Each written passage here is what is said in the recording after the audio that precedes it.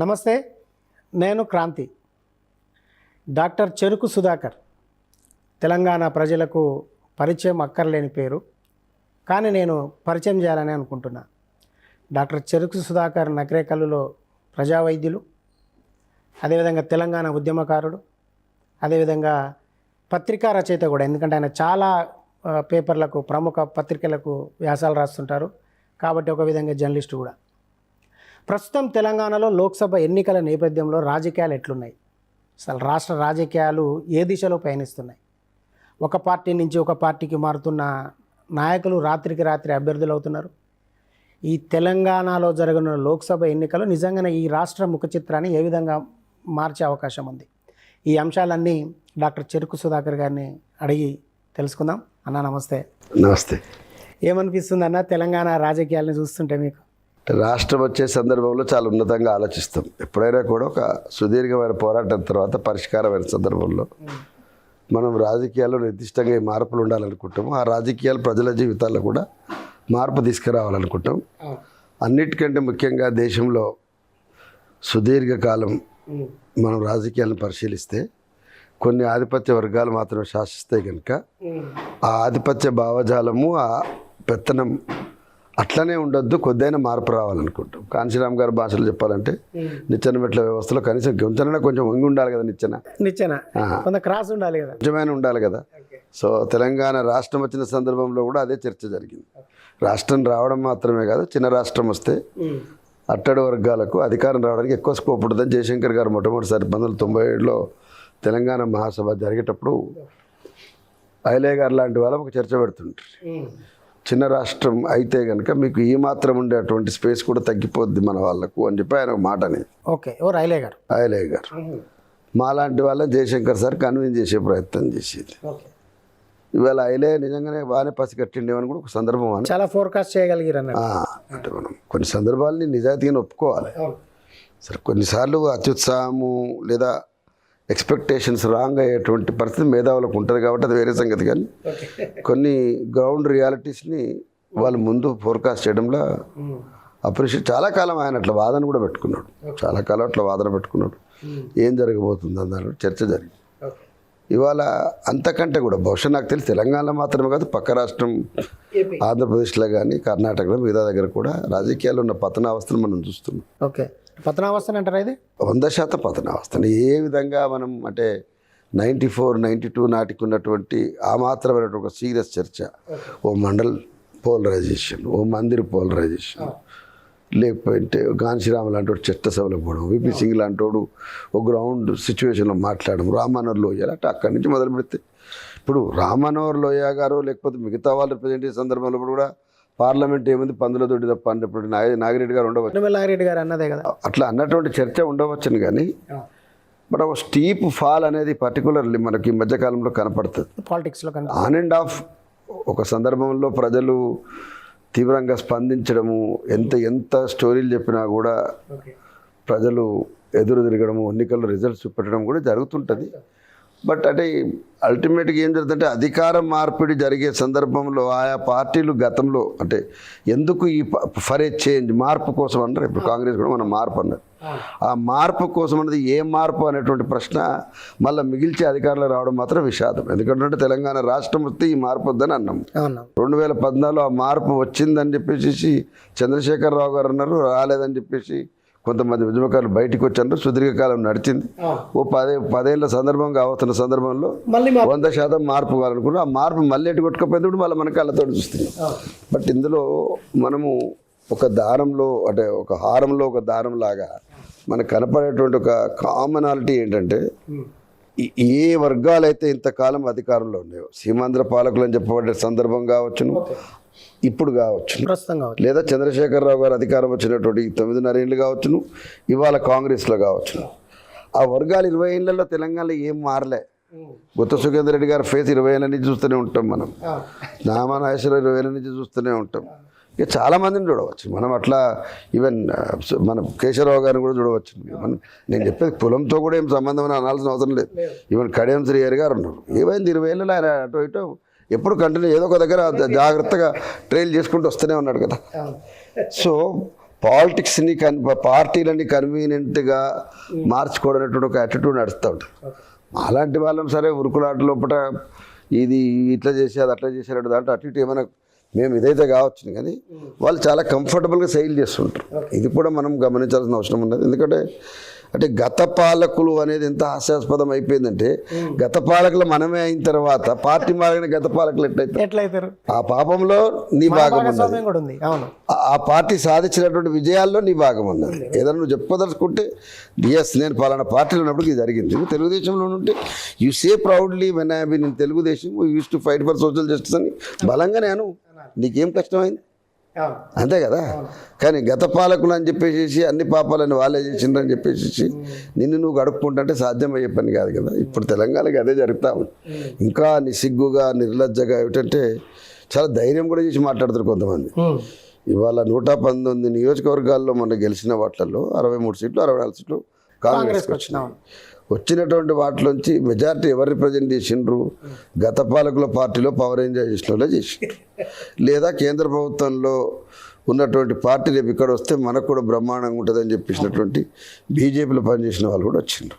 So నిజంగా మాట్లాడుకోవాలంటే 2014లో భూమిపుత్రులైనటువంటి వాళ్ళు, ఉద్యమం చేసినటువంటి వాళ్ళకు, ఉద్యమకారులకు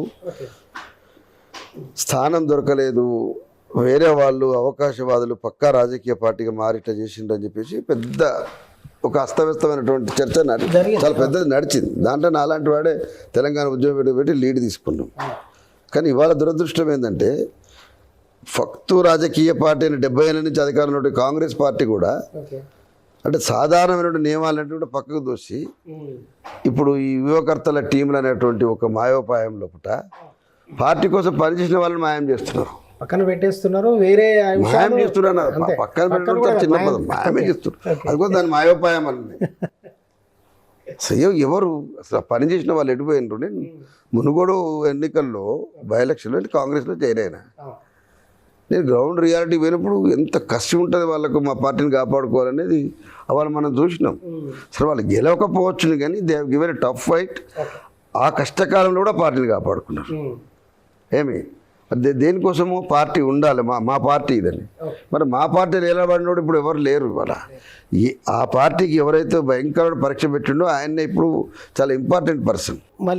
మళ్ళీ ఇప్పుడు ఎమ్మెల్యేలు డిసైడ్ చేస్తారు వాళ్ళే చేస్తారు, ఎంపీలు వాళ్ళే డిసైడ్ చేస్తారు. మళ్ళీ ఇప్పుడు ఛాలెంజ్లు చేస్తారు బీఆర్ఎస్ని లేకుండా, నామరూపాలు లేకుండా చేయడమే మాకని. మరి అధికారంలో ఉన్నటువంటి 9.5 ఏళ్లలో కూడా చంద్రశేఖరరావు గారు సూపర్ డూపర్ అద్భుతమైన వాడు, కేటీఆర్ గొప్ప దార్శనికత నాయకుడు అని చెప్పిన వాళ్ళు వీళ్ళందరూ కూడా ఎవరు తక్కువలేం కాదు. అందుకోసం పొలిటికల్ అంటే అవకాశవాదం కోసం మాట్లాడడం అనేది తెలంగాణ రాష్ట్రంలో మిగతా రాష్ట్రాల్లో కంటే ఇప్పుడు పెద్ద నేను భిన్నంగా ఏం లేదు. దీని నుంచి ఎక్కడో దగ్గర కొంతనన్నా మళ్ళీ పాత చైతన్యం రావాలనేది మాత్రం నేను కోరుకుంటున్నాను. ఇవాళ మనకున్న అంటే పొలిటికల్గా ఉండేటువంటి ఆటుపోట్ల మధ్యన రాజకీయ పార్టీలు ఎక్కడో దగ్గర ఉండాలి కాబట్టి ఉండడం వేరే సంగతి, కానీ బట్ అల్టిమేట్గా మన కృషి అది ఉండాలి.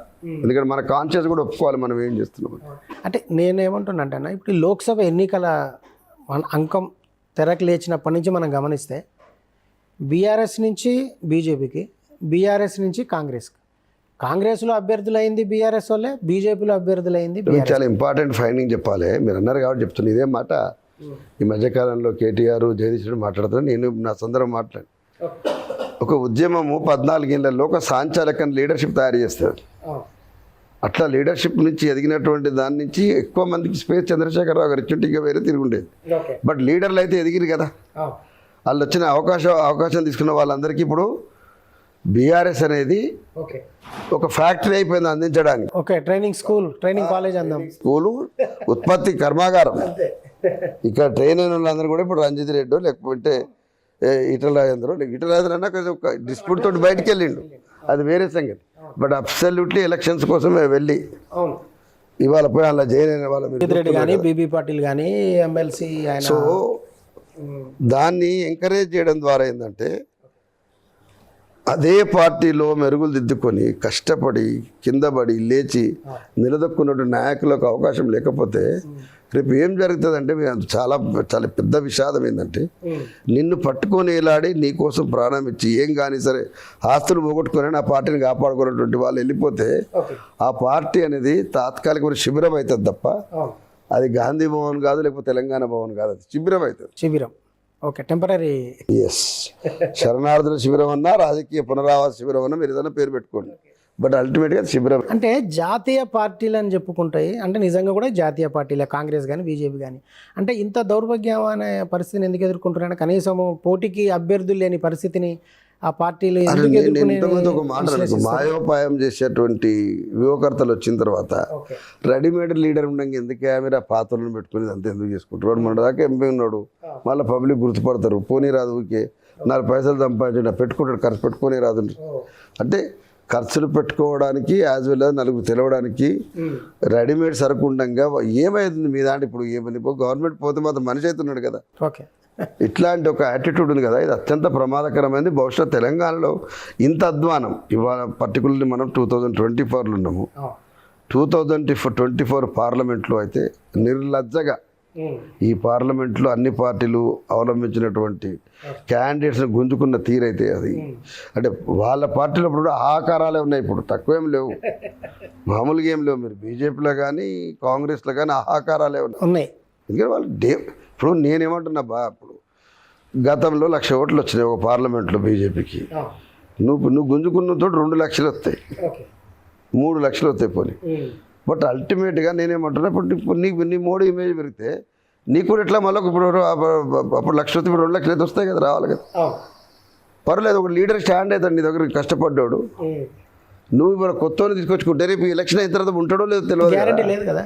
నువ్వేం చేస్తావు? ఇప్పుడు ఆ సైద్ రెడ్డి ఉన్నాడు, పెట్టుకున్నావు, నిన్నటి దాకా ఒక ఎమ్మెల్యే చేసిండు కదా, ఆ పార్టీ అవకాశం ఇచ్చింది కదా, ఇచ్చిన తర్వాత ఇప్పుడు రేపు ఎలక్షన్ అయిన తర్వాత ఉంటాడో లేదో నీకు తెలియదు కదా. ఇప్పటికే ఆయన క్యాండిడేట్ వ్యక్తిగా అంటలేదు, ఇన్ జనరల్ చెప్తాను. ఇన్ జనరల్ నేను సైద్ రెడ్డి కోసం ఏదో దాడి చేయడం కోసం చెప్తలేదు. ఎవరన్నా కానీ ఎగ్జాంపుల్ ఎవరినొకరు పెట్టుకుని ఉంటే నువ్వు పని చేస్తుండే ఆల్రెడీ మొదటి నుంచి ఈ పార్టీని పట్టుకొని కష్టకాలంలో మనం చలకుర్తి ఎలక్షన్లో ఓ అమ్మాయి తిరుగుతాముండే, అది అట్లాంటి వాళ్ళు పాపం బండ్లు పట్టుకొని రోజు పొద్దున్న తిరుగుతాముంటే వాళ్ళందరూ ఎవరికి ఒక లీడర్షిప్ ఐడెంటి చూసుకోవాలి కదా. నాకు తెలిసి ఇప్పుడు కమ్యూనిస్ట్ పార్టీలు కాకుండా ఆల్మోస్ట్ అందరు కూడా 99% ఏంటంటే ఎవరో ఒకరు ఆ టైంకి వచ్చిన వాళ్ళతో పెట్టుకోవాలని కాడికి వచ్చేసాను. ఓకే, అది పరిస్థితి. అంటే మీకు ఇప్పుడు మనకి రాష్ట్రంలో అధికార మార్పిడి జరిగి దాదాపు 4 నెలలుగా వస్తుంది. అంటే మన 9వ తారీఖు 4 months అయిపోయింది. ఈ మీరు స్వల్పకాలం కాంగ్రెస్లో కూడా ఉన్నారు, అంటే కాంగ్రెస్ కల్చర్ని మీరు కొద్దిగానైనా అధ్యయనం చేసిరని అనుకుంటున్నాను నేను. ఇప్పుడు వాళ్ళ ప్రభుత్వ పాలన చూస్తే ఏమనిపిస్తుంది అన్న మీకు? అంటే ముందు ఎలక్షన్స్ ముందు ఇచ్చిన హామీలు కానీ ప్రస్తుత ఇంప్లిమెంటేషన్ కానీ. ధర్మయుద్ధం అంటారా అధర్మయుద్ధం అంటారా తెలియదు కానీ 2014లో ఒక ఉద్యమ పార్టీ అనేటువంటి పార్టీ ఫక్తు రాజకీయం అంటే ఫక్తు రాజకీయం సక్సెస్ఫుల్గా చేస్తుందని కాంగ్రెస్ వాళ్ళు అనుకోలే. చంద్రశేఖరరావు గారి దెబ్బ అర్థం కాలే వాళ్ళకు. ఒక క్షణం తెలంగాణ రాష్ట్రం రాగానే తనలో ఉన్నటువంటి ఎవ్రీ కెపాసిటీని ఆయన ఎక్స్ప్లాయిట్ చేయదలుచుకున్నాడు. అట్లా బయటికి తీసుకొచ్చినాడు, అట్లా పబ్లిక్ నచ్చ చెప్పుకున్నాడు. 100 మంది 200 మందిని కూర్చోబెట్టుకుని చెప్పుకున్న తర్వాతనే కదా 2014 ఆ రిజల్ట్స్ వచ్చినాయి. రావనుకున్న రిజల్ట్స్ అద్భుతంగా వచ్చినాయి. వచ్చిన మరుక్షణం మళ్ళీ ఏం చేసినాడు, ప్రజలకు బెనిఫిషరీస్ కింద మార్చేటోడు ఒక యాటిట్యూడ్ తీసుకున్నాడు. మెజారిటీ ప్రజల్ని లబ్ధిదారుల కిందనే చూసేటువంటి యాటిట్యూడ్ మొదలైనాక అది అక్కడ ఆగదిగా. దీనికంటే ముందు అంటే చంద్రశేఖర్ గారి ముందు కూడా ఆల్రెడీ ద్రవిడియన్ మూవ్మెంట్ జరిగినటువంటి తమిళనాడులో కూడా ఇదే కరుణానిధి గారు, ఇదే జయలలిత కలర్ టీవీలు ఇస్తామన్నారు, కంప్యూటర్లు ఇస్తామన్నారు, స్కూటీలు ఇస్తామన్నారు. ఇప్పుడు మనం ఇవాళ మీ గ్యారంటీలలో ఉన్నటువంటి చాలా స్కీములు తమిళనాడులో ఆల్రెడీ ఎగ్జిక్యూట్ చేసిండ్రు. సో అవన్నిటిని చాలామంది మా దాంట్లో కాపీ కొట్టారు, మీ దాంట్లో అసలు కాపీ కొట్టడం అనేది సార్వత్రికమైంది, అది ప్రత్యేకమైంది ఏమి లేదు దాంట్లో. ఇండియాలో ఒక ట్రెండ్ స్టార్ట్ అయిపోయింది, అది నడుస్తుంది. ఒక దగ్గర ఒక తిరిగి ఉంటే వాని బడ్జెట్కు దరిదాపులు ఉండేటట్టు ఎవరైనా ప్లాన్ చేసుకుంటారు. సో అట్లా తమిళనాడు నుంచి మిగతా ప్రాంతాల నుంచి అనేక విషయాల్ని తాను బాగా స్టడీ చేసి తెలంగాణలో ఏదో ఒక మేరకు ఇంప్లిమెంట్ చేసే ప్రయత్నం చేసి లబ్ధిదారుల విస్తృతి అనేది నాకు తెలిసి ఉమ్మడి రాష్ట్రంలో కూడా జరగనంత లబ్ధిదారుల విస్తృతి చంద్రశేఖరరావు గారి ప్రభుత్వంలో పెరిగింది. అది సరే తప్ప ఉప్ప ఎకానమీ ఏమవుతుంది ఇదంతా చర్చ వేరే పెడదాం. Because I'm not talking as just like a routine politician లా కాకుండా ఒక ఇన్సైట్ ఉన్నటువంటి బుద్ధిజీవులుగా మనం కొన్ని చర్చ అనుకోవాలి కదా. సో అది సొసైటీని ఎట్లా వీక్ చేస్తుంది, ప్రజల్ని ఎట్లా తప్పుదో పట్టిస్తుంది, ఇవన్నీ చర్చలు వేరే మాట్లాడదాం. కానీ ఫైనాన్షియల్ సస్టైనబిలిటీ కూడా కష్టమైంది కదా, ఒక దశ వచ్చింది. సో ఇప్పుడు మరి లబ్ధిదారుల చుట్టే తిరుగుతున్నటువంటి చంద్రశేఖరరావుకు అంతకంటే ఇంకా ఎక్కువ మాటలు చెప్తే తప్ప, అంటే సింపుల్గా మాట్లాడాలంటే పథకాలు అనేటువంటి పదం తీసేసి గ్యారంటీల కిందకి మారిస్తే తప్ప ప్రజలు నమ్మరని చెప్పేసేటువంటి సునీల్ కనుగోలు మాయోపాయం ఉంది కదా, అక్కడి నుంచి మొదలు పెడితే కంటిన్యూస్గా చెప్పుకుంటూ పోతే, నేను ఎలక్షన్ బిఫోర్ చాలామంది మిత్రులు అయినప్పుడు లేదన్నా కేసీఆర్ పథకాల కంటే ఇప్పుడు గ్యారంటీలు బాగా పోయినాయి అనంటే, అంటే గ్యారంటీ అన్నందుకు ఉన్నది రాబోయే అంటే, మరి గ్యారంటీ అంటే పెద్దది కదన్నా, గ్యారంటీ పెద్దది కదా. నాకు లేమ్యాన్ వర్డ్లో గొప్ప పదమే అనిపించింది. ఎందుకంటే ఇప్పుడు మనం చాలా విషయాల్లో కూడా వారంటీ ఏంటిది గ్యారంటీ ఏందని చెప్పేసి అనే వస్తువులు కొనుక్కుంటాం మనం. ఆన్లైన్లో కొనుక్కున్నా కూడా దానికి మళ్ళీ 15 రోజులు వాపస్ చేసుకున్న ప్రజలు రిటర్న్ పాలసీ కూడా చూసుకుంటాం కదా. అంటే ఇంత కన్జ్యూమరిజం పెరిగినటువంటి సందర్భంలో గ్యారంటీ అనే యాటిట్యూడ్ని మనం తప్పేం పట్టవలసిన అవసరం లేదు. బట్ ఓన్లీ థింగ్ ఈజ్, అంటే మోస్ట్ ఇంపార్టెంట్ ఏమంటే కాంగ్రెస్ పార్టీ పర్టికులర్లీ రాహుల్ గాంధీ గారు నాయకత్వంలోకి వచ్చిన తర్వాత రొడ్డగొట్టుకుపోయినట్టు పాత స్టైల్కు భిన్నంగా ఉండాలని తను చెప్పుకున్నది. దానికి బీజేపీ ఎట్లయితే చింతన బయటకు చేస్తుందో కాంగ్రెస్ కూడా ఉదయపూర్ డిక్లరేషన్ అని చెప్పేసి విస్తృతంగా 3 రోజులు జరిగింది. దాంట్లో చాలా గుణాత్మకమైన మార్పు పార్టీలో రావాలని చెప్పేసి కొంత చర్చలు జరిగినాయి. నన్ను కాంగ్రెస్లో ఉండమంటే ఉంటా, పొమ్మంటే పోతా, కానీ ఇట్లా జరిగితేనే పార్టీకి లైఫ్ భిన్నంగా ఉందని అనిపిస్తుంది అని చెప్పేసి ఆయన సీనియర్లను కూడా కొంచెం టైర్ చేయడం, వాళ్ళు అలగడం, కొంతమంది వెళ్ళిపోవడం, ఇవన్నీ కూడా మీరు గమనించండి. ఇవాళ అన్ని రాష్ట్రాల్లో కాంగ్రెస్ పోతున్న సందర్భంలో ఇక్కడ గ్యారంటీలు అని చెప్పుకున్న దగ్గరికి వచ్చిన తర్వాత నీ ఉదయపూర్ డిక్లరేషన్ అంటే ఒకటి చేసినాము అని చెప్పుకోవడానికి కూడా కాంగ్రెస్ నాయకుడికి ధైర్యమైనటువంటి ఆచరణని ఇవాళ తెలంగాణలో అమలు చేసిండ్రు. ఈ ప్రశ్న నేను కాదు అడుగుతుంది, కాంగ్రెస్లో ప్రతి నాయకుడు అడుగుతున్నాడు. అసలు మనం ఏం చెప్పుకున్నాము, ఏడున్నాము? అంతకుముందుకు ఎలక్షన్ కంటే 3 నెలల ముందో రాయపూర్ అయింది. రాయపూర్లో యూత్కి ఎక్కువ స్కోప్ ఇవ్వాలనుకున్నాం, ఇంకెవరికి చేయాలనుకున్నాం, చేసినాం. ఇవాళ తెలంగాణ ఎలక్షన్కి వచ్చేసరికి కుటుంబానికి ఒక సీట్ తప్ప వేరే లేదు అని చెప్పి చాలా ఎగ్జామ్షన్స్ వచ్చినాయి ఉదయపూర్ డిక్లరేషన్ కు. కుటుంబాలు మాత్రమే 119 సీట్లలో 50% ఆఫ్ ద సీట్స్ కుటుంబాలు కులం మాత్రమే పంచుకున్నది. కాంగ్రెస్ పార్టీ పంచుకోలే, కాంగ్రెస్ పార్టీ కార్యకర్తలు పంచుకోలే, వాళ్ళ ఇష్టారాజ్యం ప్రకారము పంచుకున్నారు. అందుకోసమే నిన్న మేము ఒక మిత్రుడితో కూడా చెప్పాను నేను, మనం నిన్నటిదాకా 0.4% అంటారు, కుటుంబం అంటారు, ఇవన్నీ మాట్లాడుతుంది. ఇవాళ కుటుంబాలే అయిపోయినాయి కదరా భయ్. మరి ఈ కుటుంబాల భారాన్ని ఎవరు మోయాలి? ఒక కుటుంబం నుంచి కుటుంబాలకు పెరిగింది. 1 కాదు 2 కాదు 3 కూడా పోయింది కదా. ఇవాళ 3 కూడా పోయింది, డిమాండ్ చేసి 4 కూడా పోయింది. వాస్తవంగా మాట్లాడుకోవాలంటే చామల కిరణ్ కుమార్ రెడ్డి అనేటువంటి క్యాండిడేట్ని బలవంతంగా రేవంత్ రెడ్డి గుంజుకొని వచ్చి ఉండాల్సిందే అని కొట్లాడడం లోపల సక్సెస్ కాకపోతే ఇంకొకరు కూడా స్పేస్ అంతే కదా, 100% అందరికి తెలిసిన విషయం ఇది. అక్కడ వివేక్ అక్కడ సక్సెస్ అయింది, ఆల్రెడీ 3 తన కొడుకు కూడా ఇవాళ పార్లమెంట్ తెచ్చుకున్నాడు. నేను ఒక బాధ, రఘువీరెడ్డి గారు వాళ్ళ అబ్బాయి తెచ్చుకుంటూ ఆయన ఆల్రెడీ వారు తెచ్చుకున్నారు, అయిపోయింది.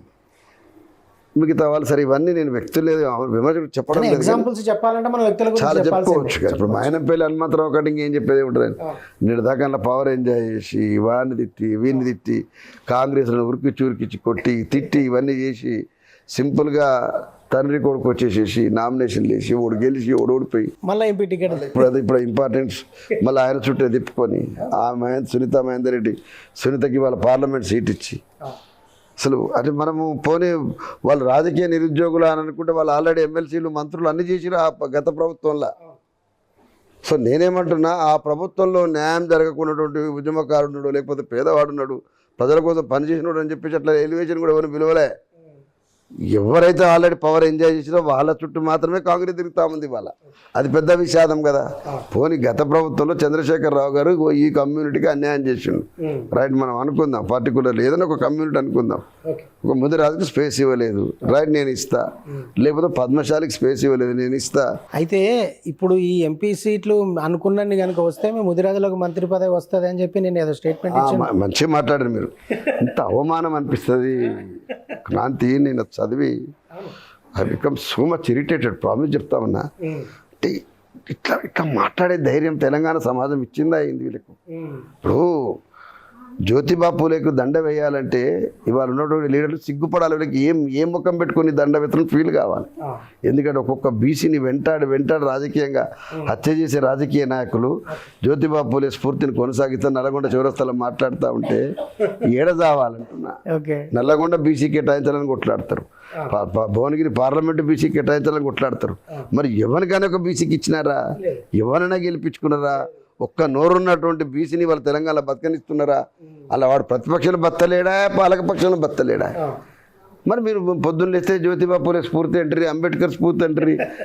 ఇప్పుడు మీరు ముదిరాలకు టికెట్ ఇవ్వడానికి అంటే ఇప్పుడు తెలంగాణలో మీరు 15 సీట్లు గెలిపిండ్రి, రాహుల్ గాంధీ గారు ప్రధానమంత్రి అవుతారంటే 15 కాదండి 20 సీట్లు అయితే అనుకుంటే కూడా అయ్యేది ఉంటే నేషనల్ సెనేరియో ప్రకారం అయితే తప్ప తెలంగాణను బట్టి కాదు. అంటే అదెంత మోసమో.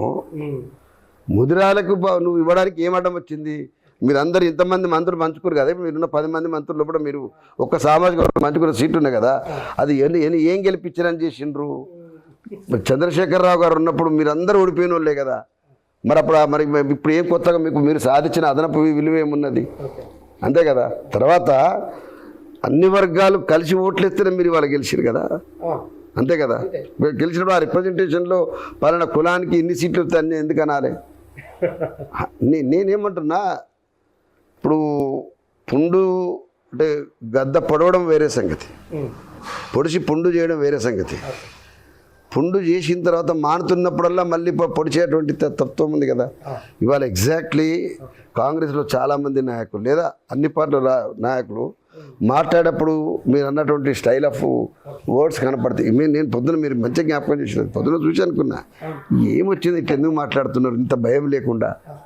ఇప్పుడు వాగ్దానాల గురించి మాట్లాడారంటే ఇంతకుముందు మీకు ఓపెన్ మీరు వాగ్దానాలు గ్యారంటీల కింద మార్చిన దాని గురించి నేను తప్పబడతలేదు. ఎందుకు పడతలేదంటే చంద్రశేఖరరావు గారు మొత్తం ప్రజలందరినీ లబ్ధిదారులుగా చూడదలుచుకున్నప్పుడు మీరు దాని నుంచి గుణపాఠం తీసుకొని ఇది గ్యారెంటీల కింద తీసుకపోతే మారదనుకున్నారు, చేసిండ్రు, మీరు సక్సెస్ అయ్యిండ్రు. ఓకే, దాన్ని నేనేమంటున్నది మీరు ఇవాళ కంప్లీట్ చేస్తారా లేదా చర్చ వేరే.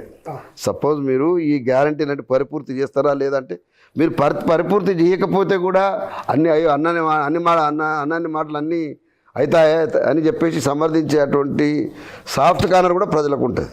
బట్ ప్రజలకు మీరు ఇవ్వాల్సిన మాట లేదా మీకోసం పార్టీ కోసం కష్టపడాలి చేసే పని ఉందో దాన్ని నిజాయితీగా చేసి చంద్రశేఖరరావు గారి ప్రభుత్వంలో ఇన్ఫ్రాస్ట్రక్చర్ కానీ ఇంకా చాలా విషయాల్లో పట ఏదైతే ఉన్నాయో గ్రాస్ డిఫెక్ట్స్ అట్లనే మిగిలిపోయినాయి. మీరు రోడ్లు గిల్లే సెంట్రల్ గవర్నమెంట్ కింద ఆడాడ బాగానే వచ్చి ఉండవచ్చును, కానీ ఈవెన్ స్టిల్ విద్యా వ్యవస్థ, ఆరోగ్య వ్యవస్థ, ఇంకా సాగునీటి రంగంలో జరగాల్సిన పనులు అన్నీ ఎక్కడిక్కడ ఆగిపోయినాయి. నువ్వు చెప్పిన ప్రకారమే కాళేశ్వరము నష్టమైందని అన్నావు. కాళేశ్వరం డెడ్ అమౌంట్ అయితే మనకి ఇప్పుడు నీకు ఇంకా 980 పెండింగ్ ఉంది కదా, ఉన్నది కదా. నీవు ఢిల్లీ నుంచి రావాల్సినది బయోగ్రావిటీ రావాల్సింది అట్టనే ఉంది కదా. ఇంకా తర్వాత మన ఎస్ఎల్బీసీ ఉంది కదా, ప్రపంచ చరిత్ర అంటే ఒక అద్భుతమైనటువంటి విశేషం కదా అది.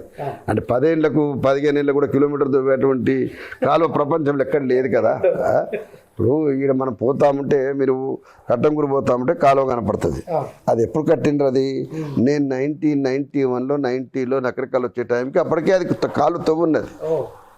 ఇట్ ఈస్ బిఫోర్ 90 తవ్వినటువంటి కాలువలు ఇప్పటికి కూడా వాటి నుంచి నీళ్లు ఏ మార్పు నుంచి అడపాదడప వచ్చినటువంటి బిందు సేద్యం తప్ప మనకి ఇంకేమి తుంపర సేద్యం తప్ప మనకి ఇంకేం కాలేదు. ఇదే కదా మనకు జరిగింది. ఇంకా ఇంతకంటే ఇంకేమిటో చెప్పరు నాకు. అందుకోసం మాట్లాడేప్పుడు నేనేమంటే కాంగ్రెస్ పార్టీ రిక్వెస్ట్ ఏంటంటే ఈ గత ప్రభుత్వం పొరపాటు చేసినట్టునో దాని పేరు మీద కాలయాపన చేయకండి. మనం చేయలేనటువంటి ఉంటే ఆర్థిక పరిస్థితి అని చెప్పి శ్వేతపత్రం రిలీజ్ చేస్తామన్నారు కదా, వాళ్ళ మీద దుమ్మెత్తి పోస్తే ఊకి ఏం రాదు. ఇప్పుడు అయిపోయింది, ఆ స్టేజ్ అయిపోయింది. మనము దీన్ని ఎట్లా కరెక్షన్ చేసుకోగలుగుతాము? లబ్ధిదారులకు ఎక్కడో ఒక దగ్గర మనము ఇగో ఈ మేరకని పరిమితం చేసేసి ఆ పరిమితం చేసిన దాన్ని ఇన్ఫ్రాస్ట్రక్చర్లో చూపెట్టాలి. మళ్ళీ మన జేబులోకి వేసుకోవడం కోసం కాదు. ఇవాళ నువ్వు సపోజ్ రైతు బంధు లోపల ఇదివరకు ఇస్తున్న 5,000 ఇస్తున్నాను అనుకో, ఆ 5,000 ఇచ్చి 5 ఎకరాలకు 3 ఎకరాలకు పరిమితం చేయడం ద్వారా నాకు 10,000 కోట్లు మిగిలినట్టు 10,000 కోట్లను తీసుకుపోయి గిన్ని స్కూళ్ళకు గిన్ని కాలేజీలకు పెట్టినాను చెప్పు.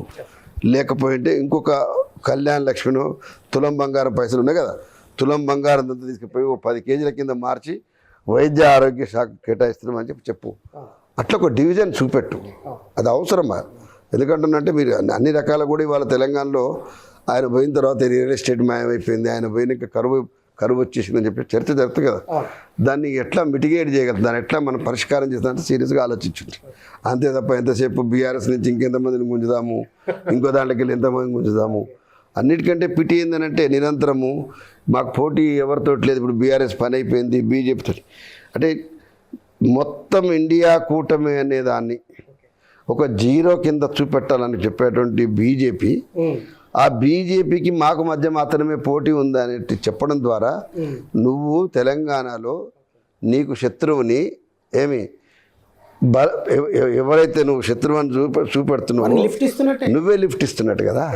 నువ్వే పబ్లిక్ లోపల ఏంటిది, అరే మీరు బీజేపీలో చేరి మాతో కొట్లాడరు కానీ అందుకుంటారు అని మీరు చెప్పడమే కదా. అందుకోసము కెన్ ఇట్ మ్యాచ్? నేను ఓపెన్గా మాట్లాడతా. బీఆర్ఎస్కి ఉన్నటువంటి క్యాడరు శక్తి 14 ఏళ్ళ ఉద్యమం నుంచి వచ్చినటువంటి లీడర్షిప్ తోటి కంపేర్ చేస్తే బీజేపీ ఎప్పుడు మ్యాచ్ అవుతుంది? కాకుండా నువ్వు బరువులు పెట్టి లిఫ్టులు పెట్టి లేపుతున్నావు అంటే ఏం సాధిస్తావు? కాంగ్రెస్ అధికారంలోకి వచ్చిన తర్వాత, అధికారంలోకి వచ్చే కంటే ముందు పీసీసీ హోదాలో రేవంత్ రెడ్డి బూటకపు ఎన్కౌంటర్ల గురించి, నక్సల్స్ గురించి, గత ప్రభుత్వ అరాచకాల గురించి మాట్లాడారు. ఈ ప్రభుత్వం అధికారంలోకి వచ్చిన తర్వాత కూడా మనకు బార్డర్లో వెంకటాపురంలో ఒక పెద్ద మేజర్ ఎన్కౌంటర్ జరిగింది. 2 ఎన్కౌంటర్లు. సో దీన్ని ఎట్లా చూద్దాం? 2 ఎన్కౌంటర్లు కూడా చిన్న సింగిల్ పర్సన్ ఎన్కౌంటర్స్ కావు. Last is more than one. వాళ్ళు ఆల్రెడీ వాళ్ళ పార్టీ నుంచి కూడా చేసిండ్రు. నేను కూడా అదే అంటున్నా. శృతి ఎన్కౌంటర్ అప్పుడు తెలంగాణ ఇచ్చిన స్పందన నుంచి కనీసమైనటువంటి స్పందన తెలంగాణ సమాజం లేదు. రెండవది, నల్ల చట్టాలు ఏవైతే ఉన్నాయో వాటికి ఎన్ఐఏ కింద అవుతున్నాడు అరెస్టులు ఉన్నాయి కదా, వాటిలో చంద్రశేఖరరావు ప్రభుత్వం ఎట్లా సమర్థిస్తుందండి అని చెప్పాను. ఆల్ ఇండియా లెవెల్లో నువ్వు మాట్లాడిన స్టాండు ఊపాకు అగనెస్ట్గా ఉండాలన్నావు. బట్ నువ్వు ఉన్న ప్రతి స్టేట్లో ఊపా కంటిన్యూ అవుతున్నది. ఇప్పుడున్న తెలంగాణ లోపల ఊపాను డైల్యూట్ చేసే ప్రయత్నం చేయవు. తర్వాత గ్రే హౌండ్స్ మెయిన్గా మొన్న మెయిన్ పాత్ర వహించిందని చెప్పేసి వాళ్ళు అభియోగం చేసి, ఇంకా తెలంగాణ గ్రే హౌండ్స్ ఎందుకు ఉండాలండి? నేను అడుగుతున్నా, ఇంకా తెలంగాణ గ్రే హౌండ్స్ ఎందుకంటే నువ్వు ప్రగతి భవన్ దగ్గర ఉన్నటువంటి ఇనుప కంచ కూలగొట్టిన అని చెప్పేసి ఎగిరిగంతేసి నువ్వు ఇంకా గ్రే హౌండ్స్ ఎందుకంటున్నా? ప్రజలకు స్వేచ్ఛ ఇస్తా అనుకున్నప్పుడు, ప్రజల్ని పారదర్శకంగా పాలిస్తాననుకున్నప్పుడు, ప్రజాస్వామ్యంగా పాలిస్తానప్పుడు పోలీసు వ్యవస్థ ఆల్రెడీ ఉన్నది.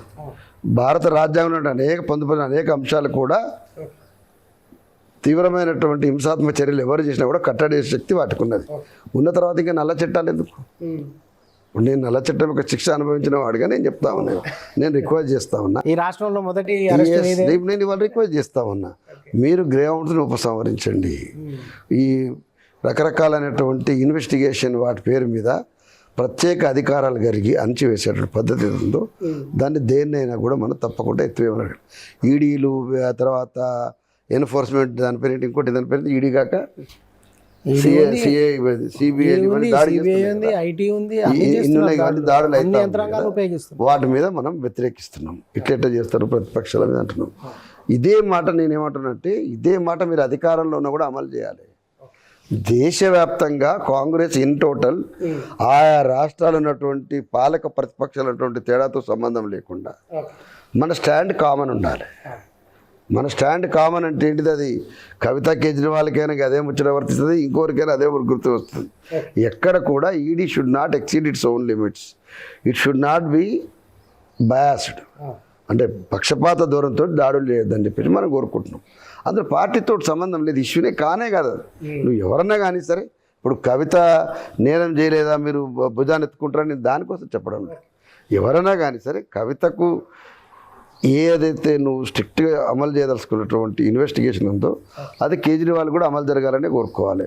రేపు ఇవాళ చాలామంది ఇప్పుడు గాలి జనార్దన్ అనేటువంటి మొన్న పోయి జాయిన్ అయ్యిండు, బీజేపీలో జాయిన్ అయ్యిండు. ఇప్పుడు గాలి జనార్దన్ రెడ్డి వర్తిస్తుందా ఈడి? గాలి జనార్దన్ రెడ్డి దగ్గర ఉన్న పైసలలో ఎన్ని పైసలు ఉన్నాయి తెలంగాణ చాలామంది లీడర్ల దగ్గర? నేను అడుగుతా ఉన్నా, చెప్పు నాకు.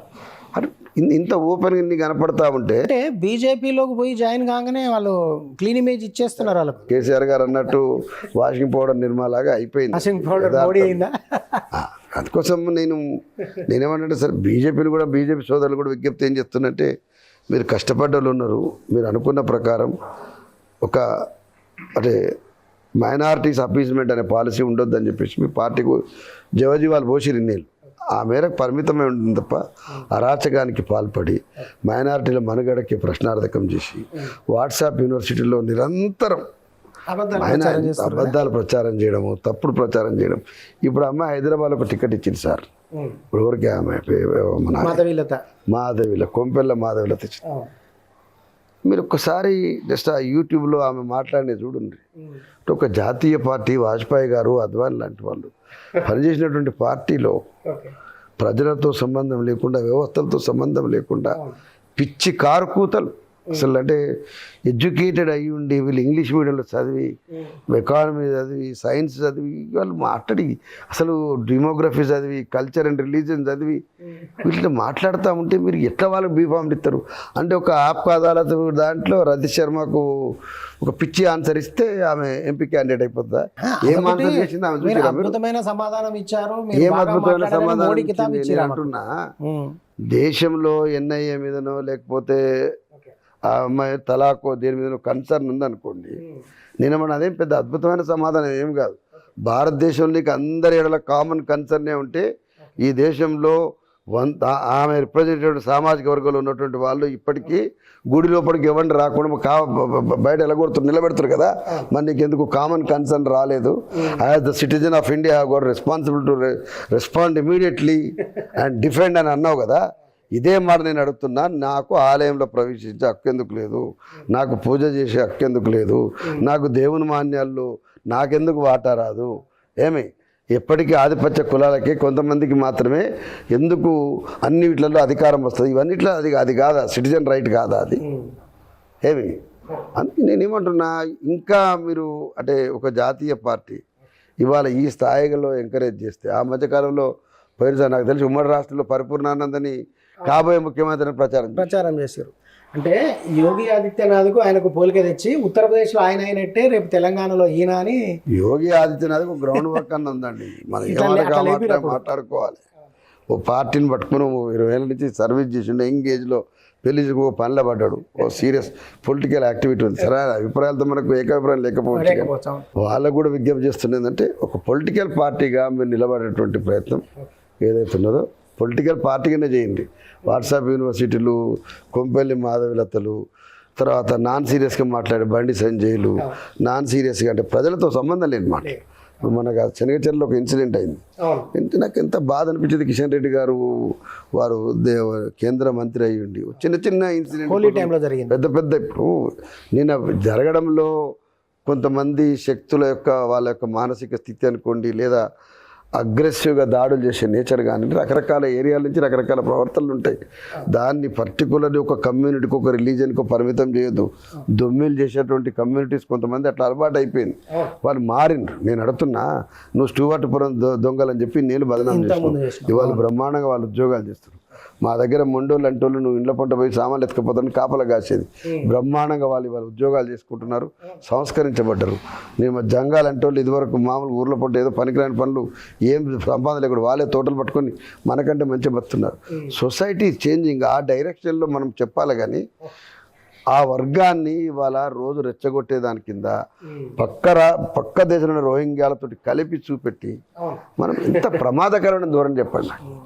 సో అంటే ఇట్లా బీజేపీ చేస్తున్నా అంటే నేనేమంటున్నా, పర్టికులర్ ఒక sensible leader like Kishan Reddy గారు మాట్లాడితే సరే, ఎక్స్పోజర్ లేకనో లేకపోతే ఇట్లా మాట్లాడితేనే అడ్వాంటేజ్ వస్తుందేమని చెప్పేసి కొత్తగా మాధవిలతలు పుడితే మనం ఏం పెద్ద నష్టం ఏమి లేదు. కానీ మనం మారదు, మన స్థాయిని మనం మర్చిపోవద్దు. ఎందుకంటే నాకు గట్ స్టిల్ మెమరీ ఏమంటే, ఏది పడితే అది మాట్లాడితే Kishan Reddy not use to tolerate. పార్టీని బదనాం చేస్తారు కదా అట్లా పిచ్చి మాటలు మాట్లాడొద్దని. బట్ ఇవాళ కొత్తగా ట్రెండ్ ఏంటంటే నరేంద్ర మోడీ గారి మధ్యకాలంలో మనం చూసిన మీరు ఇండియా కూటమి నువ్వు కూర్చొని శ్రావణ శుక్రవారం నాడు చెప్పేసి వాళ్ళు తునకలు తింటున్నారు అని చెప్పేసి మా మత్స్య ఆర్ మటన్ ఆర్ మొగల్స్ అని చెప్పేసి ఒకటి మాట మాట్లాడి అసలు నేను ఏమంటున్నా ప్రజలకి ఇన్ని బాధలు ఉన్నాయి. అదే రోజు ఆయన మాట్లాడిన రోజే ఐ థింక్ ఇండియా టుడే వాళ్ళు ఒక సర్వే ఇండియా లెవెల్ ఒక సర్వే జరిగింది. దాంట్లో దేశంలో 52% మంది ప్రజలు ఈ దేశంలో నిరుద్యోగం నుంచి మేము ఎట్లా బయటపడతామనే కన్సర్నే చూపెట్టిండ్రు. రామ మందిరమో ఇంకేదో సెంటిమెంట్స్ అవుతున్నాయో 2% మాత్రమే చూపెట్టిండ్రు. సిబిసిఐడి ఏది ఉందో ప్రతిపక్షాలు బీజేపీలకు మారడానికి కేవలం ఒకే ఒక్క కారణం, వాళ్ళకి మారితే వీళ్ళ దాడులు ఉండవని చెప్పేట అభిప్రాయం 46% ఒపీనియన్ చేసింది. ఇంత పెద్ద కన్సర్న్ అంటే వాళ్ళు మాట్లాడితే మాకు ఏ విధంగా మచ్చలేదు అంటారు కదా, ఇంత పెద్ద మచ్చలు మేము ఒంటి మీద పడతామంటే ఇవేమి దుడుచుకోకుండా ఇంకో దాన్ని దుమ్మెత్తిపోస్తే ఏమొస్తుంది. కాబట్టి నేను ఇవాళ జనరల్గా అందరిలాగా పాత స్టైల్లో బాగా తీవ్రమైన పదాలను మాట్లాడాలనుకోను, కానీ కొంత మేరకైనా కూడా పరిస్థితుల్లో సొసైటీని డెమోక్రటైజ్ చేస్తానికి మనం మారటానికి అవకాశం, అది ఏ పార్టీ అయినా బీఆర్ఎస్తో సహా ఎవరమైనా మారాలి. లీడర్షిప్లో ఉండేటువంటి యాటిట్యూడ్స్, అహంకారం, వ్యక్తిగతమైన ధోరణులు, ఒకే కులం చుట్టూ తిరిగే స్టైలు ఏదైతే ఉన్నదో దీని నుంచి మారాలని మనం కోరుకుంటాం. అయితే ఇంకొకటి మీ పార్టీ విషయానికి వస్తాను అంటే ఈ లోక్సభ ఎన్నికల్లో అంటే ఉద్యమకారులకి ఎక్కడ కూడా వాళ్ళు వెన్ను తట్టినట్టు తీసుకొచ్చి ఒక అభ్యర్థిగా నిలబెట్టి గెలిపించే టికెట్లు కనపడతలే. నేనేమంట మాలాంటి ఉద్యమకారులకు అవకాశాలను నేను జిట్టాను, మాలాంటి వాళ్ళకి చాలామంది ఉండవచ్చును, కానీ నిలబడ్డ వాళ్ళల్లో తెలంగాణ ఉద్యమంలో డే 1 నుంచి పార్టీకి ఆవిర్భావం ముందు నుంచి కూడా గ్రౌండ్ ఎక్సర్సైజ్ చేయడంలో ఈశ్వర్ కానీ వినోద్ కుమార్ నేను జస్ట్ ఒక మాట చెప్తా, వినోద్ కానీ ఇప్పుడు మనం వరంగల్ సుధీర్ కానీ వాళ్ళందరూ కూడా దే ఆర్ అద్భుతమైన పని చేసినటువంటి వాళ్ళు. పద్మారావు అన్న కానీ తర్వాత మంచి లీడర్షిప్లో పనిచేసిన వాళ్ళు ఉన్నారు, మా శ్రీనివాస్ గౌడ్ అందరూ కూడా. బట్ సేమ్ టైం అవకాశం రాకున్నా పార్టీకి గొప్ప సర్వీస్, ఉద్యమానికి గొప్ప సర్వీస్ ఇచ్చినందుకు స్పేస్ ఇవ్వగలిగితే బాగుండేది. అంతే కదా, మేము ఓడిపోయినాం కాబట్టి ఇప్పుడు ఫైనాన్షియల్గా ఉండేటువంటివన్నీ కొన్ని సమస్యలు వచ్చినాయి. బట్ దాన్ని ఆ రకంగా కాకుండా ఇంకో తిరిగి పరిష్కరిస్తే బాగుండేది నేను కూడా అభిప్రాయపడతా ఉన్నా. బట్ పిటియెస్ట్ థింగ్ ఏంటంటే ఇప్పుడు ఫైనల్ మీద మళ్ళీ ఒకసారి చెప్తా ఉన్నా, జాతీయ పార్టీలు లీడర్షిప్ని కొనుక్కొని ఇమ్మీడియట్గా వాళ్లకు బ్రాండింగ్ చేయడం అయితే చాలా దారుణమైంది. అది ఉద్యమకారుల పేరు మీద ఉద్యమకారులకు ఇవ్వాల్సిన స్పేస్ ఇంకా ఎక్కువ ఇవ్వాల్సి ఉండే బీఆర్ఎస్ అనేది ఎంత వాస్తవమో, అసలు ఆ పార్టీలకు పనిచేసిన వాళ్ళని వదిలిపెట్టేసి మిగతా వాళ్ళు ఏమిటి పడడం అనేది ఇంకా అంతకంటే ఎక్కువ పెద్ద ప్రాబ్లం. సో నేను వాస్తవంగా మాట్లాడుకోవాలంటే ఇన్నేళ్ల తర్వాత 10 ఏళ్ళు ఇవాళ బీఆర్ఎస్కి సంబంధించినటువంటి ఈ ప్రభుత్వంపై కాంగ్రెస్ రావడంలో దానికి ముందు జరిగిన ప్రజా సంఘాలకు సంబంధించినటువంటి విస్తృతమైన పని, అది ఉద్యమ వేదిక కావచ్చు, ఇంటి పార్టీ కావచ్చు, జనసమితి కావచ్చు, అనేకమైనటువంటి మహిళా సంఘాలు కావచ్చును, లెఫ్ట్తో అల్ట్రా లెఫ్ట్తో అందరు చేసినటువంటి కృషి కావచ్చును, బీజేపీ కృషి కూడా కావచ్చు, అందరితో కలిపి చేస్తేనే ఒక దశలో ఒక స్థాయికి వచ్చి చంద్రశేఖర్ ప్రభుత్వాన్ని కాదని కాంగ్రెస్ అనేది వచ్చింది. ఈ వచ్చిన సందర్భంలో నేనేమంటున్నట్టే ఇంతమంది శ్రమ ఉంది అంటే ఆ గౌరవం ఇచ్చే సందర్భంలో రేవంత్ రెడ్డి చాలా పాజిటివ్గా ఇదివరకు మాట్లాడావు. సరే ఇవాళ వ్యూహకర్తల టీం ప్రకారం తను మూవ్ అయితే కావచ్చును, కానీ రేవంత్ రెడ్డి నాలాంటి వాడు తెలంగాణ ఇంటి పార్టీలో ఉన్నప్పుడు తెలంగాణ సమాజానికి మీలాంటి ప్రజా సంఘాల్లో సుదీర్ఘాల ఉద్యమంలో పనిచేసిన వాళ్ళ యొక్క అవసరం ఉంది అని చెప్పి గుర్తు చేసేటట్టు పిలుచుకున్నాడు. ఉండలేకపోతే అది ఆనాడున్న పరిస్థితి నాకు ఏదైనా కారణం కావచ్చు, కానీ ఉండగలిగే వాళ్ళు చాలామంది ఉన్నారు. తీసుకోవాల్సిన బాధ్యత ఆయన మీద, అదైతే స్పష్టంగా చెప్పాలి. ఎందుకంటేనంటే ఇప్పుడు మీకు అధికారం వచ్చింది, దీన్ని మన టెంపర్స్ ప్రకారం చేస్తాము, మన సెంటిమెంట్ ప్రకారం చేస్తాము, మనకుండే లాభాపేక్ష ప్రకారం చేస్తాము, మనకున్న సామాజిక నేపథ్యం ప్రకారం ఆ వర్గాలకు ప్రిఫరెన్స్ ఇస్తాము అనేటువంటి యాటిట్యూడ్ నుంచి బయటపడడం రేవంత్ రెడ్డికి రియల్ ఛాలెంజ్. ఆయనకు చంద్రశేఖరరావు గారిని బట్టలు ఇప్పించి కొడతా, లాగు గుంజేస్తా, అంగి గుంజేస్తా, ఇవన్నీ ఛాలెంజ్లు. పనికిమాల మాటలు అనిపించట్లే. నేను ఇక అన్ని పెద్ద పెద్ద మాటలు మాట్లాడను, కానీ ఒకటే అంటే నేను ఓపెన్గా వారికి రిక్వెస్ట్ ఏంటంటే ఈ భాష నుంచి అంటే పేగులు మెడలేసుకునే భాష నుంచి కత్తెరల భాష నుంచి ఎంత తొందరగా బయటపడితే అంత మంచిది. ఎందుకంటే మీ ఏజ్కు మీకు పెద్ద అవకాశం ఇచ్చాడు.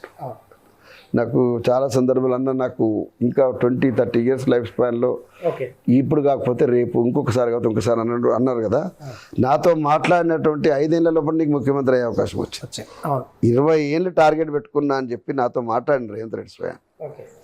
కానీ 5 ఏళ్ళకే నీకు అవకాశం వచ్చింది. నేనేమంటున్నా, మీకు 5 ఏళ్ళకి అవకాశం వచ్చినప్పుడు 20 ఏళ్ళకి రావాల్సిన అవకాశము 15 ఏళ్ళ ముందు వచ్చింది. అంటే మీరు ఇంకో 10 ఏళ్ళు ఉండాలని కోరుకోవాలంటే మీలోంచి చేంజెస్ తెలంగాణ ప్రజలు ఆశిస్తారు. అన్నిటికంటే ముఖ్యంగా తెలంగాణలో ఒక లాంగ్ పెండింగ్ డ్యూ మళ్ళీ చెప్తామన్నా, అధికారానికి ఏమాత్రం దగ్గర లేనటువంటి వర్గాలన్నీ చేరదీయకుండా ఇది పలానా వర్గాలకి అధికారం వచ్చింది అనేటువంటి అహంకారం, అదే పద్ధతి ఏదో అది మీరు ఎంతమంది లబ్ధిదారులు తయారు చేసినా, ఎంతమంది పైరవికారులను చేసినా, ఎంతమంది ఇతర పార్టీ వాళ్ళని ఉంచుకున్నా మీకు శాశ్వతమైనటువంటి స్థిరీకరణను స్టెబిలైజేషన్ ఇవ్వదు, సాధ్యం కాదు. అయితే ఇంకొక పాయింట్ ఉందన్న, ఇప్పుడు మాటికి ఏకనాథ్ షిండే అన్న వర్డ్ ఒకటి వినబడుతుంది తెలంగాణ రాజకీయాల్లో, ముఖ్యంగా కాంగ్రెస్లో. అంటే రేవంత్ రెడ్డిని కుదురుకొనియరు, పలానా ఆయన ఏకనాథ్ షిండే, పలానా ఆయన ఏకనాథ్ షిండే అని ఇట్లా అటు బీజేపీ నుంచి కానీ బీఆర్ఎస్ నుంచి కానీ వస్తుందంటే, అంటే ఈ పరిస్థితి అంటే ఇలాంటి వాతావరణము ఎందుకు క్రియేట్ అయిందంటారన్న మీరు? ఓపెన్గా మాట్లాడుతా తమ్మి, మంచి టాపిక్ అన్నారు కాబట్టి. ఏకనాథ్ షిండే ఏ పార్టీకి వెళ్ళి వచ్చిండు మహారాష్ట్రలో చెప్పండి? శివసేన కదా. శివసేన పార్టీ. శివసేన అంటే ఎవరు? బీజేపీ కంటే కట్టర్ హిందూ, అంతేనా? బీజేపీ కంటే కేవలం తాకరే చుట్టూ, అంతేనా? ఏక వ్యక్తి చుట్టూ వచ్చినటువంటి పార్టీ అది. ఆ పార్టీ నుంచి ఏకనాథ్ షిండేలు పుట్టినప్పుడు 75 ఏళ్లలో కన్వీనియంట్గా కుర్చీలాట ఆడుకోగలిగి గుంజి పెట్టి ఢిల్లీ నుంచి నిరంతరం రోజు షటిల్ కొట్టినట్టు కొడితే తప్ప అధికారం నిలబడినటువంటి కాంగ్రెస్లో ఏకనాథ్ షిండేల గురించి చర్చ అవసరం అంటున్నా. అంతేనా? Anybody can become. అంటే ఏకనాథ్ షిండే అంటూ నాకు తెలిసి ఏకనాథ్ షిండేకి మించి ఇంకా ఎక్కువ చేయగలిగే వాళ్ళు పుడతారు. అంత పెద్ద ఇది కూడా అవసరం లేదు ఏమి. అందుకోసం నేను ఇప్పుడు ఏకనాథ్ షిండేల కంటే కూడా నేనుండగా ఏం చేసిన, ఇప్పుడు విపి సింగ్ గారిని ఒక సందర్భంలో సార్ ఇట్లా మీరు గవర్నమెంట్ పోయేటట్టుంది కదంటే, అట్లీస్ట్ ఆ పేరు మీద ఈ గవర్నమెంట్ పోయింది అనేటువంటి పేరు ఉంటే నాకు చరిత్రలో ఒక పేరు కదా అన్నాడు ఆయన. మీకు మంచిగా గుర్తుంటే తర్వాత చరణ్ సింగ్ గారి టైం లోపల కూడా మీకు మళ్ళీ బ్యాక్ వెనక్కి పోతే ఒక సందర్భంలో ఒక్క ఓటు కోసమే కదా గవర్నమెంట్ పోయింది. అప్పుడు కూడా అదే మాట, yes if it is government topples let it topples. ఎందుకన్నా వాజ్పేయి ఫస్ట్ టైం కూడా వాజ్పేయి చరణ్ సింగ్ ఆ ఇష్యూ వచ్చినప్పుడు దాంట్లో 2 ఓట్లే, ఆ 2 ఓట్ల కోసం ప్రభుత్వం పోయినా పర్వాలేదు వాళ్ళు కూర్చున్నారు. సో నేను రేవంత్ రెడ్డి గారికి ఏం చెప్తుంటే, ఏకనాథ్ షిండే గురించి మీరు ఆలోచించి టెన్షన్ పడకుండా మంచో చెడో తెలంగాణ సమాజానికి చంద్రశేఖరరావు గారు చెయ్యని పని నేను చేస్తాను, నువ్వు ఒక విజన్ అనుకున్నావు కదా, ఆ విజన్లో తప్పులున్నాయా లేకపోతే కొన్ని వర్గాల ప్రయోజనాలు ఉన్నాయా చర్చ వేరే సంగతి. కానీ రేరెస్ట్ అవకాశం వచ్చినందుకు మనం మంచి అవకాశం తీసుకోవాలి. ముఖ్యంగా ఉద్యమకారులకు ఏం చేయలేకపోయిండు, ఉద్యమ ద్రోహి అన్నీ మాట్లాడారు కదా, మరి ఉద్యమకారులు ఇప్పుడు ఏం చేస్తారో కూడా చెప్పాలి కదా. ఈవెన్ టుడే నువ్వు ప్రకటించినటువంటి 17 పార్లమెంట్ సీట్లలో నీ ఉద్యమకారుడు ఎవరని అడుగుతారు నేను. నీ కాంగ్రెస్ భూమిపుత్రుడు లేడు, ఉద్యమకారుడు లేడు, నువ్వు కేసీఆర్ అనడం ఎందుకు ఇంకా పని లేక? ఇప్పుడు తెలంగాణ రాష్ట్రము లోక్సభ ఎన్నికల ముందుంది. ఒకవైపు బీజేపీ దూసుకొస్తుంది, తెలంగాణ మీద దాడి చేస్తుంది. కాంగ్రెస్ అత్యధిక స్థానాలు మాయ అంటుంది. బీఆర్ఎస్ విధంగా తన స్టేక్ తను క్లెయిమ్ చేస్తుంది. ఈ పరిస్థితులలో, ఈ జంక్చర్లో ఈ రాష్ట్ర ప్రజలకు, ఈ రాష్ట్ర ఓటర్లకు మీరు ఏం సజెషన్ చేయగలుగుతారు? చాలా సింపుల్ అబ్బా. ఈ రాష్ట్రం ఇవాళ మొట్టమొదటిసారిగా తెలంగాణ రాష్ట్రం వచ్చిన తర్వాత ప్రభుత్వం మారింది. ఎట్లయితే తెలంగాణ ఇచ్చిన సందర్భంలో కేంద్రంలో ఇచ్చిన పార్టీ అధికారంలో రావాల్సి ఉండే, అది రాలే. అక్కడ కేంద్రంలో రాలే, రాష్ట్రంలో రాలే. ఇవాళ రాష్ట్రంలో వచ్చింది కానీ కేంద్రంలో రాలే. రావాలని కోరుకుంటుంది. దానికి ఇండియా కూటమిని ఏర్పాటు చేసి తిప్పలు పడుతున్నారు, బాగానే ఉంది. చౌకబారుగా నరేంద్ర మోడీ ఇండియా కూటమి యొక్క ఉనికిని ప్రశ్నిస్తూ డైలాగ్ కొడుతున్నాడు, హీనంగా చూస్తున్నారు. ఒక దశలో ఎక్స్ట్రీమ్ ఆఫ్ ఎక్సర్సైజ్ ఏంటంటే కేజ్రీవాల్ లాంటి ఒక సిట్టింగ్ ముఖ్యమంత్రిని తీసుకుపోయి తిహార్ జైలు పడేసి. సింపుల్ ఏమంటే ఎలక్షన్ లోపల రావద్దు అని చెప్పేసి, అంటే మనిషి యొక్క అంటే ఆలోచన విధానంలో ఒక మనిషిని లేకుండా చేయడం ద్వారా ఎన్నికలకు పోవడం అనేటువంటి ఆలోచన అత్యంత పాశవికమైన నియంత్రణకు తప్ప వేరే వాళ్ళకు రాదు. నేను నరేంద్ర మోడీని అట్లాంటి దాంట్లో ఉన్నాడా లేడా అంటే నేను స్టేట్ నేను చెప్పలేను, కానీ కేజ్రీవాల్ని అరెస్ట్ చేసి జైల్లోనే ఉంచాలని తీస్తున్న తీరు, నేను కేజ్రీవాల్ కవితను వాళ్ళందరూ ఏ నేరం చేయలేదు, గింత మచ్చ కడిగిన ముచ్చాలని చెప్పేసి అనమంటే నాకేం పని, నేను ఎందుకు సర్టిఫికెట్ నేనేం చేయదలుచుకోలేదు. బట్ చట్టం తన పని తాను చేసుకోపోద్ది అని చెప్పేసి ఏ మాట అంటామో అదే పద్ధతి ప్రకారం మేము ఉండదలుచుకుంటే మాత్రం నెలలు కవిత కానీ కేజ్రీవాల్ కానీ జైళ్ళల్లో ఉండవలసిన అవసరం లేదు. రెండవది సాక్ష్యాలు తారుమారు చేస్తారని చెప్పేసి మాట్లాడతారు. సాక్ష్యాలు తారుమారు చేయడానికి ఇన్ని నెలల సమయం కావాలి, ఇంత సమయం ఇన్నిసార్లు మీరు అరెస్ట్ చేస్తున్నాం అని చెప్పి ఊరిచ్చి 2 ఏళ్ళు అయింది. ఎలక్షన్ ముందు మాత్రం సాక్ష్యాలు మాయం చేసేంత ప్రమాదకరమైన వ్యక్తులుగా మారిపోతారా? సో ఇంత క్రైసిస్ భారతదేశంలో ఇప్పుడు ఉన్నది. దీంట్లో ఇండియా కూటమి ఒక పెద్ద ఎక్సర్సైజ్ కాంగ్రెస్ లీడ్ చేస్తున్నది. మరి ఇంత పెద్ద ఎక్సర్సైజ్ చేస్తున్నటువంటి కాంగ్రెస్ పార్టీ ఇప్పుడు ఈ రాష్ట్రంలో మా పోటీ మాకు బీజేపీకి మధ్యన అనడం ద్వారా ఏం సాధించదలుచుకుంది కాంగ్రెస్ పార్టీ ఆన్సర్ చేయాలి. నెంబర్ 1. నెంబర్ 2, తెలంగాణ వచ్చిన సందర్భంలో కేంద్రంలో ఉన్నటువంటిది 10 ఏళ్ళ నుండి ఇప్పుడు 3వసారి రాదలుచుకున్నది. తెలంగాణ ప్రజలు మార్పు ఎట్లా కోరుకున్నారో దేశ ప్రజలు కూడా మార్పు కోరుకోవాలి. ఒక్క సీటు కూడా బీజేపీకి రాకపోతే మేమే రేపు అధికారంలోకి వస్తే కాలం కలిసి వచ్చి చంద్రశేఖరరావు గారు మీరు కూడా మాతో చెప్పి 2 సీట్లు 3 సీట్లు వస్తే రాకపోయినా పర్వాలేదు గౌరవప్రదం. పోనీ నువ్వు చెప్పే నీ శాపనార్థాల ప్రకారమే బీఆర్ఎస్కి ఒక్క సీటు కూడా రాదు. పోనీ మీరు ఎక్కువ సీట్లు తీసుకుంటున్న అధికారులు రావడానికి ప్రయత్నం చేయక మేమన్నా వస్తాం సీట్లు ఎక్కువ వాళ్ళని వస్తారు తప్ప వాళ్ళకి ఒక్క సీటు రాదని శాపనార్థాల ద్వారా కాంగ్రెస్ పార్టీది రాజకీయ అపరిపక్వత కాదా? శుష్కమైనటువంటి అంటే కేవలము వ్యక్తిగతమైనటువంటి దుందుడుకు మాటలు తప్ప ఇంకా దేనికి మనకు వస్తుంది అంటున్నా. ఒక మెచ్యూర్డ్ రాజకీయ పార్టీగా మాట్లాడే పద్ధతి అయితే కాదు. సో ఈ రాష్ట్రంలో మెజారిటీ సీట్లు తెలంగాణ ఇచ్చిన పార్టీ అనే దానికో తెచ్చిన పార్టీ అనే దానికో వస్తే కేంద్రంలో రేపు అధికారంలోకి వచ్చినా తెలంగాణకు ప్రయోజనం ఉంటుంది, ప్రతిపక్షంలో కూర్చున్నా ఎక్కువ సీట్లు వస్తే అది ఉంటుంది. దాంతోపాటు నార్త్ సౌత్ ఒక గ్యాప్ కూడా ఫిలప్ చేయడానికి మనం ఎక్కువ ఇక్కడ ఉండేట్లు అన్ని విధాల మంచిగా ఉంటుంది. ఇట్లా ఒక లాంగ్ టర్మ్ మాట ఇట్లా ఒక స్కెచ్ వేసుకొని రేవంత్ రెడ్డి కానీ కాంగ్రెస్ నాయకులు కానీ మాట్లాడితే బాగుంటుందని చెప్పి నేను ఆశిస్తామన్నా. I pray by all the means ఈ రాష్ట్రంలో మెజారిటీ సీట్లు 90% సీట్లు, సరే 1-2 సీట్లు ఆడాడొస్తే తప్ప 90% సీట్లు కాంగ్రెస్ బీఆర్ఎస్కి మాత్రమే రావాలి. షేర్ చేసుకుంటాం. నేను కోరుకోవడానికి బీజేపీ మీద గుడ్డి వ్యతిరేకత లేకపోతే వాళ్ళందరూ ఏమో జరిగిపోతుందని చెప్పడం కోసం అండి. వాళ్ళు చెప్పిన ప్రకారం 400 సీట్లు వస్తాయని చెప్పుకున్నటువంటి తరుణం లోపల ఈ తెలంగాణ 4 సీట్లు వస్తే ఎంత రాకపోతుంది. మీకు ఆల్రెడీ 4 సీట్లు వచ్చినాయి, ఏం 4 సీట్లు ఇచ్చారు కదా ప్రజలు. అంత మీద పరిమితం మాత్రం నష్టం ఏమున్నది అంటున్నా, అంత మించి ఎందుకు ఇవ్వాలంటున్నా. అదే నేను అనేది ఈ పబ్లిక్ మీరు ఏం సజెషన్ చేస్తున్నారు? నా రిక్వెస్ట్ ఏమంటే తెలంగాణ రాష్ట్ర ప్రయోజనాల రీత్యా ప్రతిపక్షంగా బలంగా కొట్లాడే కేంద్రంలో ఉండాలి అనుకుంటే బీఆర్ఎస్ పార్టీ అన్ని విధాల అదొక లెక్క. ఇవాళ అధికారం ఉన్నటువంటి కాంగ్రెస్ పార్టీ రేపు అధికారంలోకి రావాలనుకుంటున్నది.